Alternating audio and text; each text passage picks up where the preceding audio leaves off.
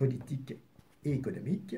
Et pour nous, le dernier point, nous demandons aux autorités américaines d'appuyer la nomination dans les meilleurs délais d'un ancien chef d'État ayant l'expérience du règlement des conflits par l'Union africaine.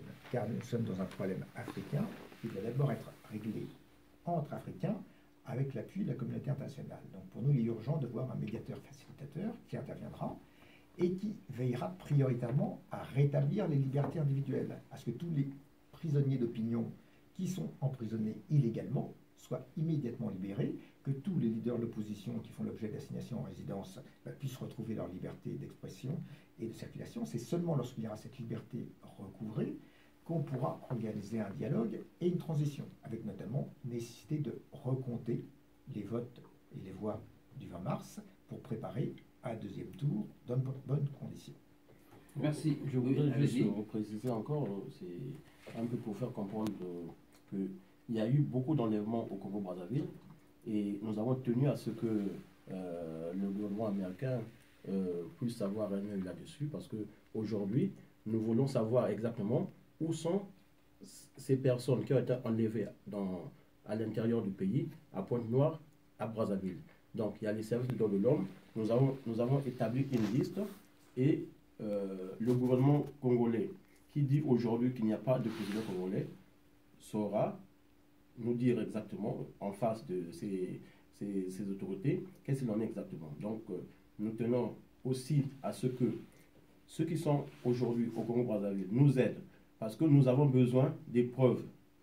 Nous avons besoin des noms des personnes qui commettent des exactions. C'est très important. Nous le demandons dans le travail que nous faisons avec nos amis américains, c'est assez important. Voilà ce que je voulais ajouter. Voilà, est-ce que vous pouvez nous parler de l'état du siège voilà, depuis quelques jours, M. Mbela, vous venez de Brazzaville.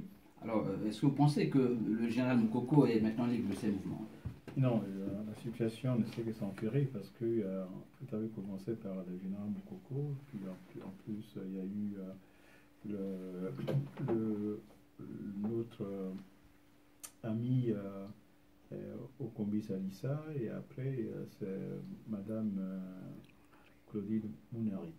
Donc la situation ne fait que s'empirer parce que en dehors de ceux-là, il y a plusieurs camarades qui sont aussi en état d'arrestation.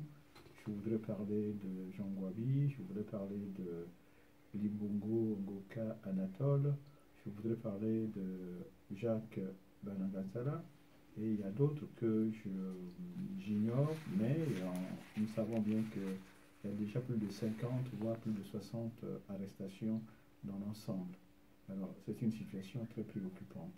Donc, nous pensons que les autorités font tout ceci en toute illégalité, puisqu'on est dans un système où eux-mêmes disent que c'est la Nouvelle République.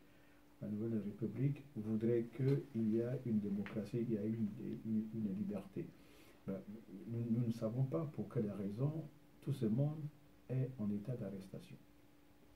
Merci. Pour terminer, est-ce que nous pouvons, aujourd'hui même, M. Denis Sassou Nguesso a prêté serment donc à Brazzaville. Il a invité quelques-uns de ses pairs africains. Alors, je constate, moi, que Sassou Nguesso est en train d'avoir la caution morale et politique de certains chefs d'État africains. Comment, au niveau de l'opposition, vous entendez renverser cette tendance, à cette reconnaissance implicite de son pouvoir? Écoutez, il faut savoir, si vous comptez le nombre de chefs d'État qui sont arrivés, si vous les regardez tous, vous comprenez tout de suite qu'ils ont des dettes envers M. Sassou. Vous prenez le cas de Macky Sall, sa campagne a été financée par M. Sassou Nguesso. Et que fait son ambassadrice au Congo? Que fait sa fille au Congo? Donc tout ça, on le sait. Mais aujourd'hui, nous travaillons, nous avons fait le nécessaire. Vous avez vu que tout a été réduit à juste ses amis. On ne pouvait pas attendre mieux. Mais nous ne nous arrêtons pas là.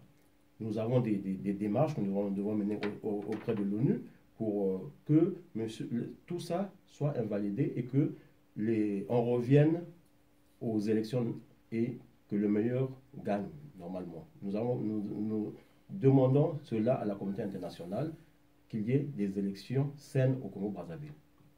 Merci d'avoir accepté notre invitation et à la prochaine occasion. Merci.